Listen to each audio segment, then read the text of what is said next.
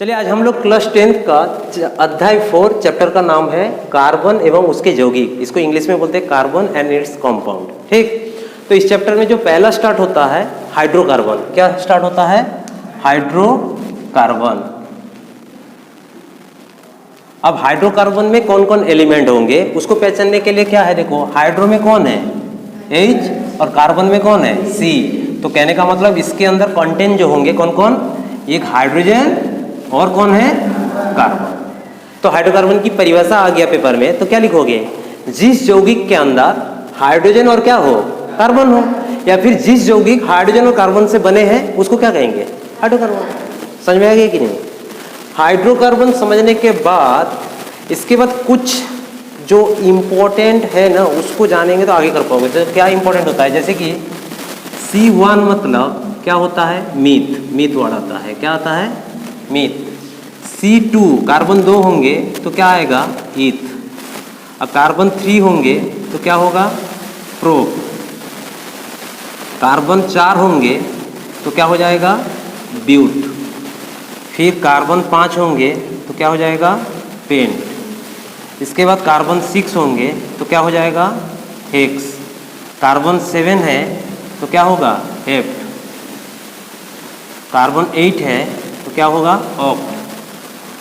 इसके बाद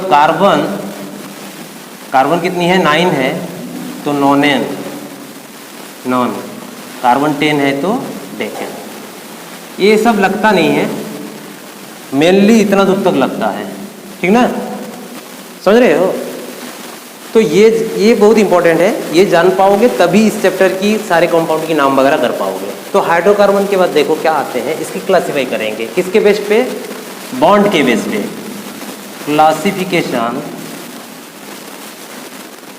of bond कितने होते हैं? 3 टाइप का होता है। क्या होता है? एक एल्केन है, दूसरा कौन है? एल्कीन, तीसरा कौन है? एल्काइन, ठीक ना? एल्केन देखो इसमें ये वाला चीज देखो सब में कॉमन है ना? चेंज क्या है? Any, any, why any. तो एनी का मतलब सिंगल बॉन्ड, एनी का मतलब डबल बॉन्ड, वाई एनी का मतलब ट्रिपल बॉन्ड। बॉन्ड को आबंध कहते हैं। क्या बोलते हैं हिंदी में? आबंध। एकल आबंध, द्विआबंध, त्रिआबंध।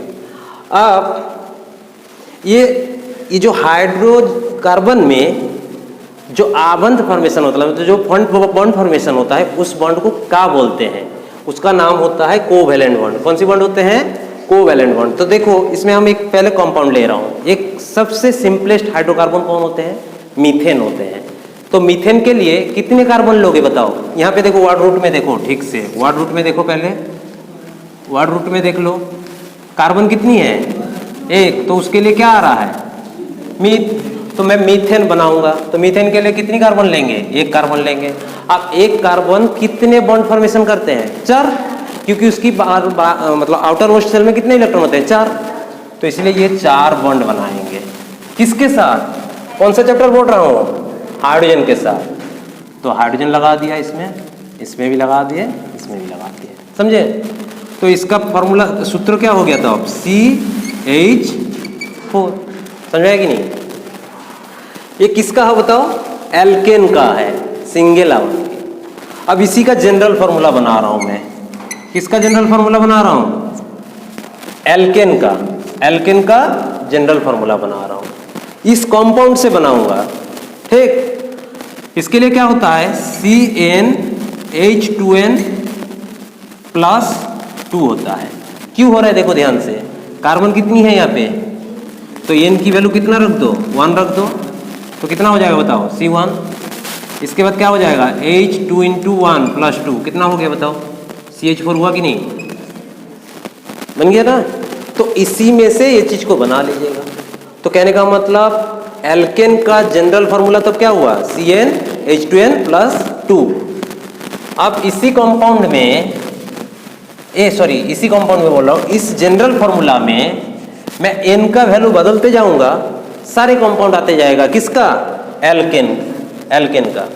तो n का वैल्यू पहले क्या रखे थे हम? अब 2 रख दो।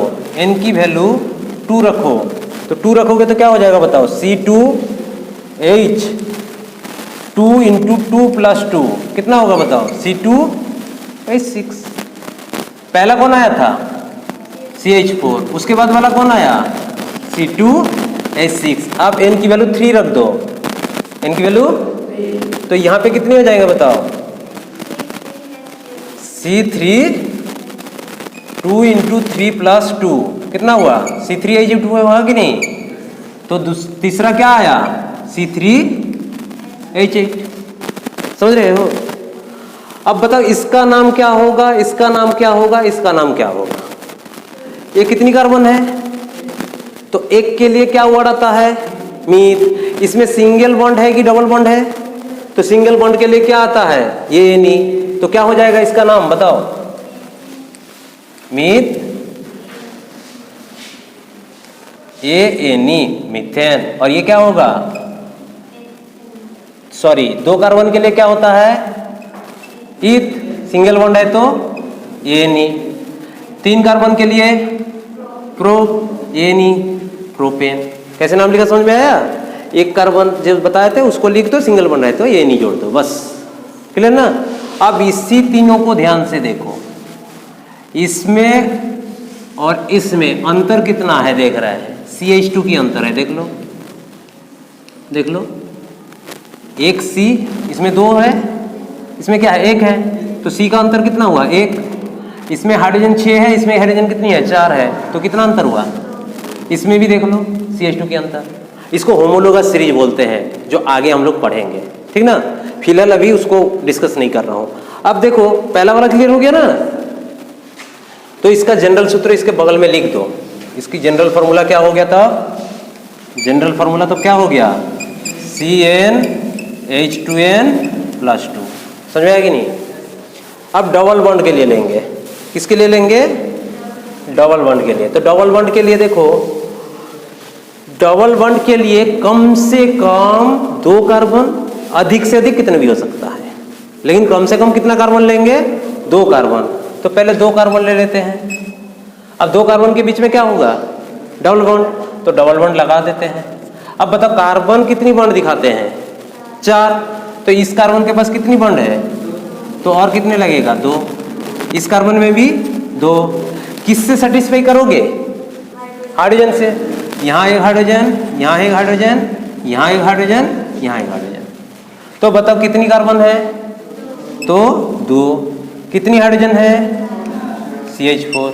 अब इसका नाम क्या होगा, तो इसका नाम के लिए देखो कार्बन कितनी है, तो 2 के लिए कौन सा वर्ड आता है, ईथ। अब बताओ इसमें डबल बॉन्ड है, तो डबल बॉन्ड के लिए क्या वर्ड आएगा, ENE, तो क्या हो गया, इथीन। समझ में आया, तो जल्दी नोट कर, हो गया ना। चलो देखो इथीन हो गया। इसके बाद इसमें से हम इसका जनरल फार्मूला बनाऊंगा, जैसा पहला का जनरल फार्मूला बनाए थे किसमें से, मीथेन में से। अब इथेन से बना रहा हूं, देखो जनरल फार्मूला ना, जनरल फार्मूला CnH2n तो सब में होगा, ध्यान में रख लो, चाहे ANE हो, चाहे ENE हो, चाहे YNE हो, CnH2n सब में होने वाला है। समझ रहे हो। अब किसमें +2 होगा, किसमें -2 होगा, किसमें होगा नहीं, ये तो आपको n की वैल्यू रखने पर पता चलेगा। तो n की वैल्यू इस केस में कितना रखेंगे, 2, तो n = 2 रख दो, तो क्या हो जाएगा बताओ, C2 2 × 2 कितना हो रहा है, C2H4। देखो C2H4 है कि नहीं, समझ में आया ना। अब बताओ n की वैल्यू कितनी रखते जाओगे, n की वैल्यू कितना रखोगे, 2 के बाद क्या होगा, तो n = 3 रख दो इस फॉर्मूले में, तो क्या हो जाएगा, C3H6। समझ में आ रहा है। फिर मान लो, हाँ, तो इसका नाम क्या होगा पहले बताओ, इस कंपाउंड का नाम क्या होगा, पूछ दिया। तो कार्बन कितनी है, तो 3 के लिए कौन सा वर्ड आता है, प्रोप। अब बताओ ये जनरल फार्मूला किसकी है, ENE। ENE मतलब कितनी बॉन्ड है, डबल बॉन्ड, तो ये ENE तो लगेगा, प्रोपेन। समझे कि नहीं। इसके बाद इसी में n की वैल्यू 4 रख देते हैं, तो क्या हो जाएगा, C4H8। इसका नाम तब क्या हो जाएगा? 4 कार्बन के लिए कौन सा वर्ड आता है? ब्यूट। डबल बॉन्ड के लिए ये नहीं, ब्यूटीन। समझ में आ गया ना? तो जनरल फॉर्मूला इसके बगल में हम लोग लिख देते हैं। जनरल फॉर्मूला तब क्या हो गया? CnH2। ठीक। इसके बाद लास्ट वाला जो कंपाउंड है उसको समझते हैं। लास्ट वाला कंपाउंड क्या है? YNE। YNE है ना? तो YNE में कितनी बॉन्ड होते हैं? 3 बॉन्ड होते हैं। अब हमने क्या बोला था? सिंगल बॉन्ड के लिए खाली 1 कार्बन लेंगे, डबल और ट्रिपल के लिए 2, कम से कम 2। तो पहले 2 कार्बन ले लेते हैं और दोनों के बीच में कितनी बॉन्ड लगाएंगे इस बार? 3 बॉन्ड लगा देते हैं। कार्बन कितनी बॉन्ड दिखाता है? 3 है तो और एक इधर भी और एक। किससे सेटिस्फाई होगा? हाइड्रोजन से। अब बताओ कितनी कार्बन हो गया? 2। कितना हाइड्रोजन हो गया? 2। तो इसकी सूत्र क्या बन गया? C2H2। अब इसका नाम क्या होगा? तो नाम के लिए 2 कार्बन के लिए कौन सा वर्ड आता है भाई? ईथ। अब ट्रिपल बॉन्ड के लिए देखो क्या है? YNE। तो इथाइन हो गया। समझा? अब इसका जनरल फॉर्मूला बनाते हैं। जनरल फॉर्मूला हमने क्या बताए थे? CnH2n तो पक्का होगा सब में, बताए थे ना? अब n की वैल्यू कितना रखोगे इस केस में? C कितनी है? 2। तो n बराबर 2 रख दो। जैसे ही 2 रखोगे ये क्या हो जाएगा? C2। फिर यहां पे 2 रखोगे तो कितने हो जा रहा है? 4 हो जा रहा है। लेकिन है कितना? तो यहां पे क्या करना पड़ेगा? -2, तब तो बन जाएगा। समझ आया कि नहीं? तो इसका फॉर्मूला तब क्या हो गया? General formula CnH2n-2। समझे? इसके बाद n की वैल्यू 3 जब भी रख दोगे तब क्या हो जाएगा बताओ? n की वैल्यू 3 रख दिया मैंने, n बराबर 3। तो इस फॉर्मूले जब 3 रखोगे C3H कितने हो जाएंगे बताओ? 3 दूने 6, 6 में से 2 घटेगा तो 4। समझे कि नहीं? तो इसका नाम क्या होगा? 3 कार्बन के लिए प्रोप वर्ड है और ट्रिपल बॉन्ड के लिए YNE। तो क्या हो जाएगा? प्रोपाइन। समझ में आ गया ना? बाकी ऐसे n की वैल्यू रखते चले जाओ, सारे कंपाउंड आते चले जाएंगे। तो ये तो था क्या है? किसके बेस पे हम लोग क्लासिफाई किए? बॉन्ड के बेस पे। अब इसी पे और एक चीज होता है बॉन्ड के बेस में, और 2 नाम से हम लोग जानते हैं, एक संतृप्त और एक असंतृप्त। संतृप्त सिंगल बॉन्ड को बोलते हैं संतृप्त। समझा? संतृप्त और असंतृप्त। असंतृप्त इसको इंग्लिश में बोलते हैं, इसको सैचुरेटेड, और इसको बोलते हैं अनसैचुरेटेड।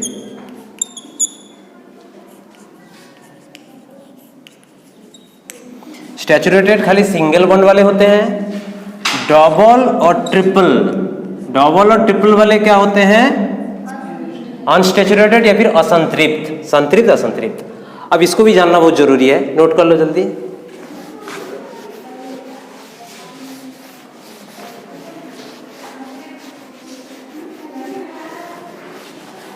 देखो संतृप्त हाइड्रोकार्बन पूछ दिया किसे कहते हैं, 2 उदाहरण देने के लिए बोल दिया, तब क्या कहोगे?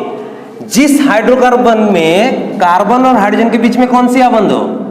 एकल आबंध हो। जैसे कि मान लो इसका पहला कंपाउंड क्या था? CH4 था।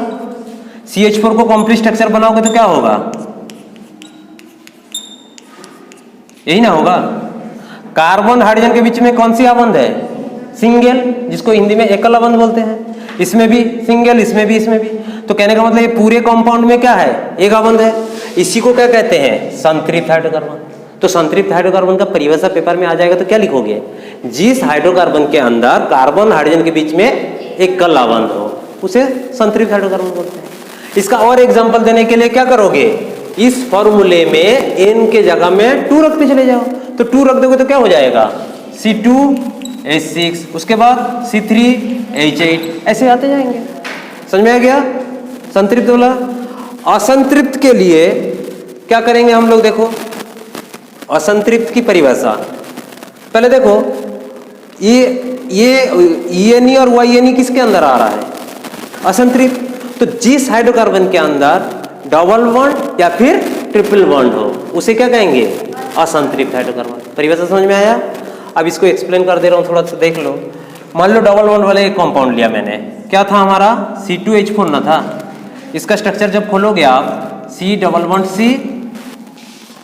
ऐसे भी लिख सकते हो या फिर कई कई ऑथर ऐसे भी लिखते हैं। कैसे लिखते हैं, ठीक ना, हाइड्रोजन हाइड्रोजन हाइड्रोजन हाइड्रोजन। ये किसका उदाहरण होगा, असंतृप्त हाइड्रोकार्बन की। इसी श्रेणी में n की वैल्यू 2 रख दो और मिल जाएगी।